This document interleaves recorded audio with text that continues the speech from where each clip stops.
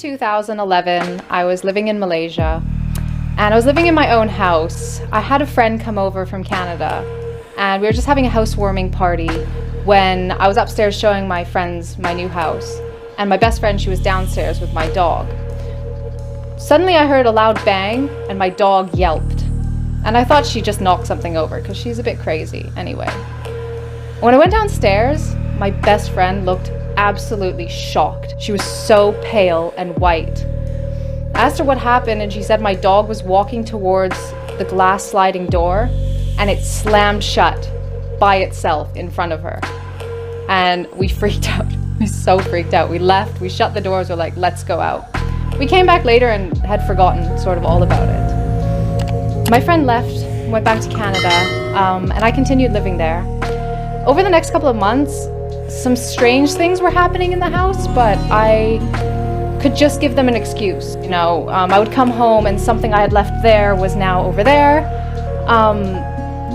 And I just said, okay, well, maybe I forgot. Or I would hear something drop in my room and nothing had moved.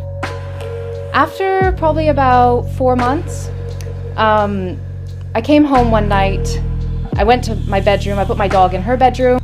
I went to my bedroom, started to get ready for bed, and I noticed the light was on outside of my bedroom.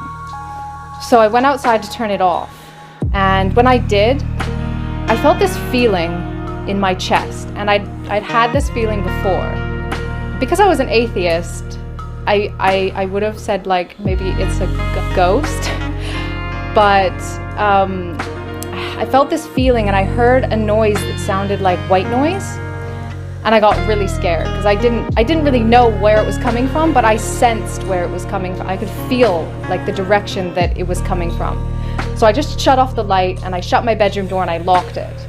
And when I turned around, something hit my door so hard. The whole door shook and my heart literally fell out of my chest. Like, I was terrified. I've been in situations where I thought I might die before, but I never sought refuge in a God because I didn't believe in any God. But in that moment, my mind was completely clear, and the only word in my mind was Allah. So against my natural judgment, I said to myself, Allah, if you're there, protect me, because I don't know what this is and I don't know what it wants from me. And I went to bed, and I thought that I was going to take ages to sleep because I was so scared. I just put something on my laptop and, I mean, within 5 minutes I was asleep. The next morning I woke up, and I'm a pretty logical person, so what happened the night before was really logical for me. And so I sat on the side of my bed and I kind of thought about the whole situation. And I did what I guess you would call make dua. I prayed in a way, and I just kind of had an honest conversation. And I said, Allah, I'm 21 years old, I've been an atheist for my whole life. If you want me to be Muslim, then guide me, because I'll never find my way on my own. And so after that, I really felt this pull to learn about Islam. And so I started asking people, what does Allah teach? Why do you pray? What are you afraid of?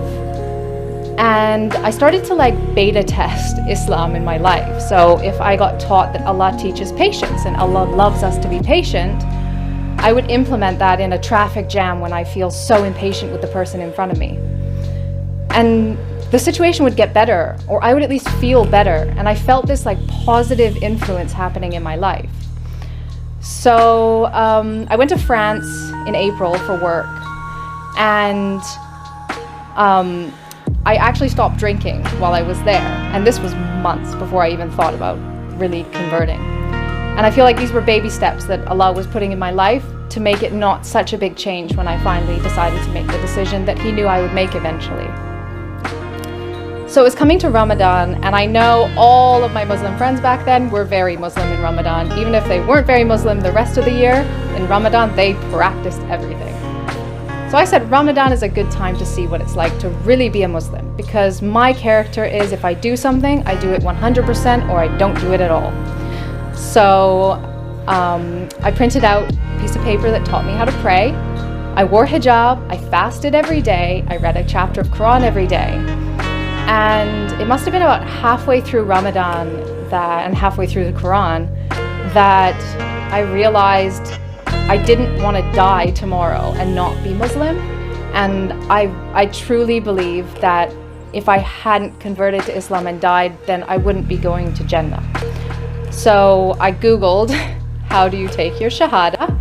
And I sat there after Isha by myself and did my Shahada in English.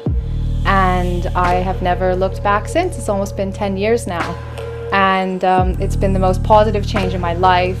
My mom says I probably would have been dead had I not become Muslim, the way that my life was going. My relationship with my family is so much stronger because Islam has taught me about the importance of family and respecting my parents.